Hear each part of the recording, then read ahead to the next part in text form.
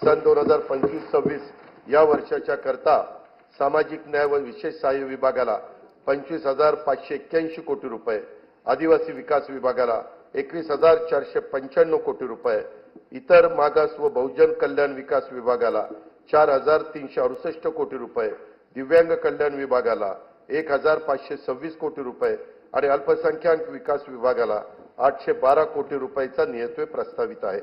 असंघटित कामगार कल्याण आभासी महामंडळाकडून 1,75,00,000 असंघटित कामगार आणि शेतमजुरांच्यासाठी सामाजिक सुरक्षा योजना राबवण्याचा विचाराधीन आहे। संजय गांधी निराधार योजना, श्रावणबाळ सेवा राज्य निवृत्ती वेतन योजना तसेच अन्य विशेष सहाय्य योजनातील अर्थसहाय्य सर्व लाभार्थींना बँक खात्यात थेट जमा करण्यात येणारे डीबीटी पद्धतीने लेख लाडकी योजनेअंतर्गत 1,13,000 लाभार्थींना थेट लाभ देण्यात आला आहे। 2025-26 साठी या योजनेच्या करता 50,55,00,000 रुपयाचा नियतव्यय प्रस्तावित आहे। मुलींच्या व्यावसायिक शिक्षणाला प्रोत्साहन देण्यासाठी शिक्षण शुल्क व परीक्षा शुल्काची 100% प्रतिपूर्ती करण्यात येत आहे। मान्यता प्राप्त उच्च आणि व्यावसायिक अभ्यासक्रमाचे केंद्रीभूत प्रवेश प्रक्रियेद्वारे प्रवेश घेणाऱ्या आणि ज्यांचे कुटुंबाचे वार्षिक उत्पन्न 8 लाख रुपयापेक्षा कमी आहे अशा विद्यार्थिनींना हा लाभ देण्यात येतो। मुख्यमंत्री माझी लाडकी बहीण योजनेअंतर्गत 2,53,00,000 लाभार्थी महिलांना जुलै 2024 पासून आर्थिक लाभ देण्यात येत आहे। त्यासाठी आतापर्यंत 33,232 कोटी रुपये खर्च झालेला आहे। 2025-26 मध्ये या योजनेच्या करता 36,000 कोटी रुपयाचा नियतव्यय प्रस्तावित आहे। या योजनेमधून मिळणाऱ्या अनुदानाचा उपयोग काही जरा बजेट होऊ द्या ना। काही महिला गटांनी आर्थिक उपक्रमासाठी बीज भांडवल म्हणून केला असून अशा गटांना आणखीन प्रोत्साहन देण्यासाठी विशेष योजना हाती घेण्याचा आमच्या विचाराधीन आहे। दीनदयाळ अंत्योदय योजना राष्ट्रीय ग्रामीण उपजीविका अभियानांतर्गत सुमारे 22 लाख महिलांना लखपती दीदी होण्याचा मान मिळाला आहे। सन 2025-26 मध्ये आणखी 24 लाख महिलांना लखपती करण्याचं शासनाचं उद्दिष्ट आहे। नवी मुंबईत उल्वे मध्ये 194 कोटी 14 लाख रुपये किमतीच्या युनिटी मॉलचे काम आता प्रगतीपथावर आहे।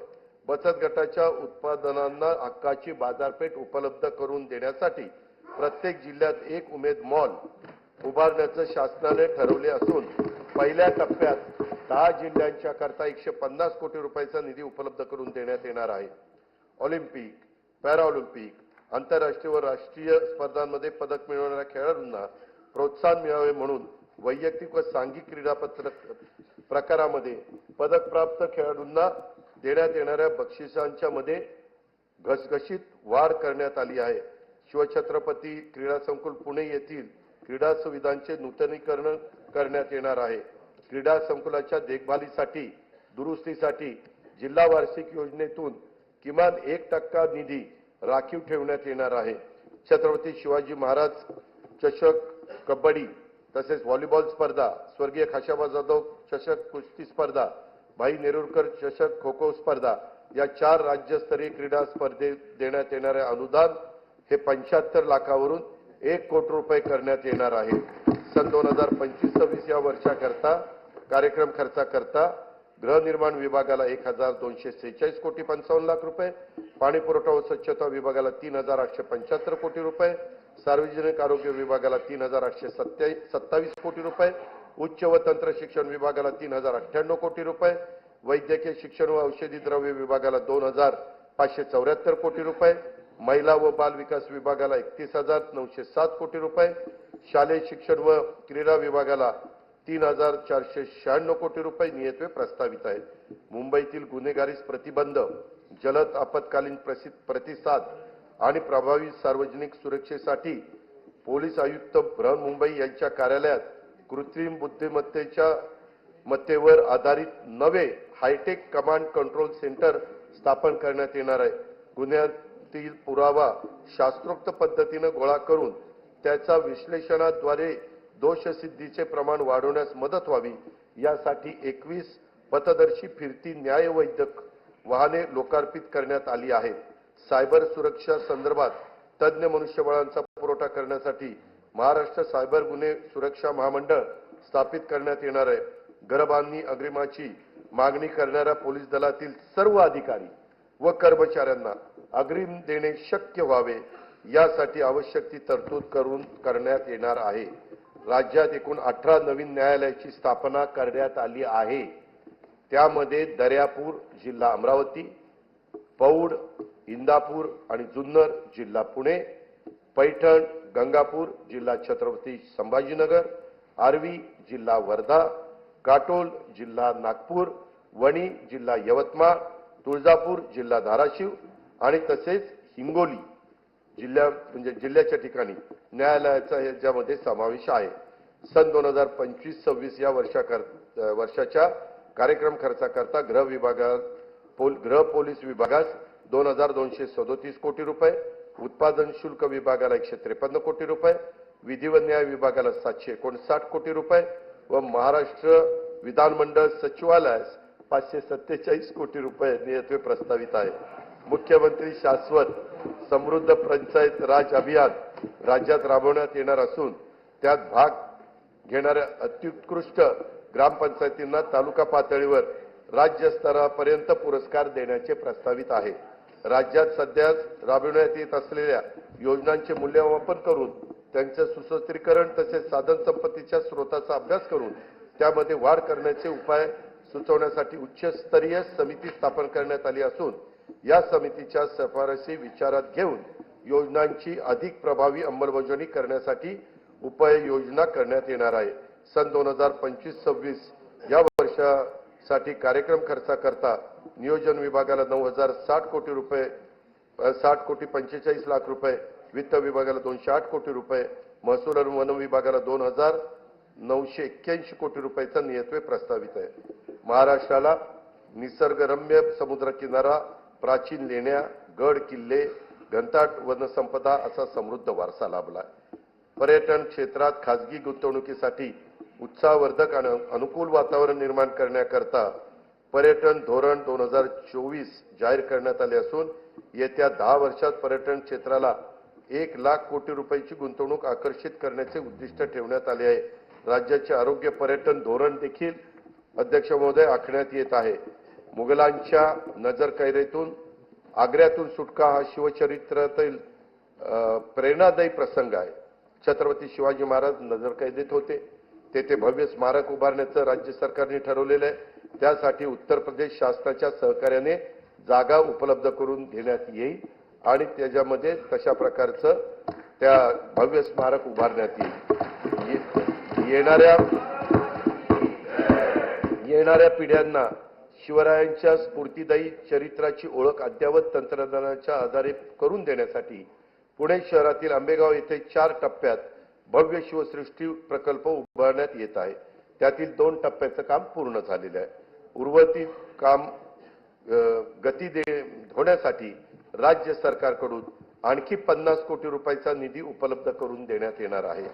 छत्रपती शिवरायांनी स्थापन केलेल्या स्वराज्याच्या रक्षण आणि विस्तारासाठी जीवन समर्पित केलेल्या असीम शौर्य आणि धैर्याने लढलेल्या सर्व लढायात विजयश्री मिळवणाऱ्या छत्रपती संभाजी महाराजांच्या पराक्रमाच्या खुणा महाराष्ट्रात जिथे आहेत त्या कोकणातील संगमेश्वर हे एक ठिकाण आहे. औरंगजेबाच्या महाकाय सेनेशी महाराजांनी बोटावर मोजता येतील एवढ्या शूर मावळ्यांना सोबत घेऊन येथेच पराक्रमाची शर्थ केली. स्वराज्यासाठी प्राणाची आहुती देणाऱ्या स्वाभिमानी राज्याच्या पराक्रमाची स्मृती कायमस्वरूपी जपण्यासाठी संगमेश्वर येथे त्यांचं भव्य स्मारक उभारण्याची घोषणा मी त्या ठिकाणी करतो. छत्रपती संभाजी महाराजांचे पवित्र बलिदान स्थळ असलेल्या मौजे तुळापूर व समाधी स्थळ मौजे वडू बुद्रुक येथे त्यांचं भव्य स्मारकाचं काम अतिशय जोरात प्रगतीपथावर आहे. दरवर्षी एका प्रेरणादायी गीताला छत्रपती संभाजी महाराज राज्य प्रेरणा गीत पुरस्कार प्रदान करण्याचा निर्णय देखील शासनाने घेतला आणि तो अंमलबजावणी केली. छत्रपती संभाजी महाराज की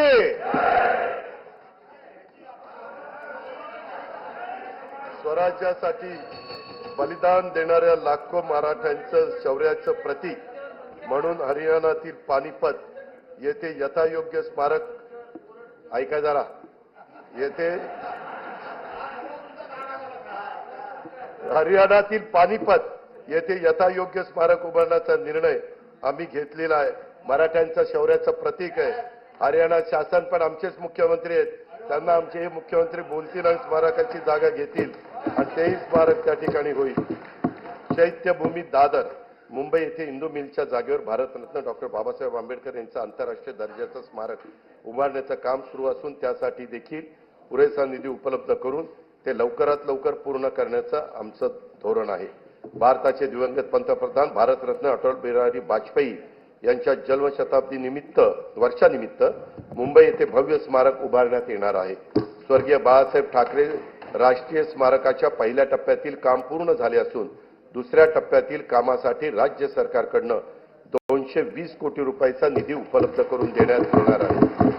आद्य शिक्षिका ज्ञानज्योती सावित्रीबाई फुले यांचे जन्मगाव असलेल्या नायगाव तालुका खंडाळा जिल्हा सातारा येथे त्यांच्या कार्यास साजेस स्मारक व महिला प्रशिक्षण केंद्र उभारण्यात येणार आहे.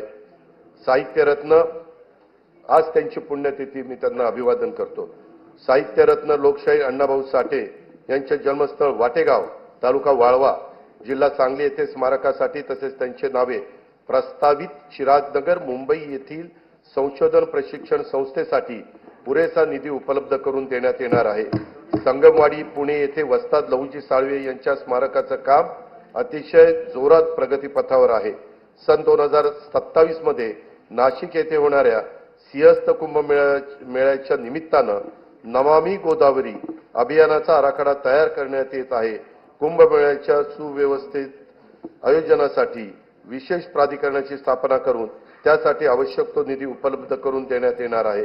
नाशिक येथे रामकालपथ विकास प्रकल्पांतर्गत रामकुंड काळाराम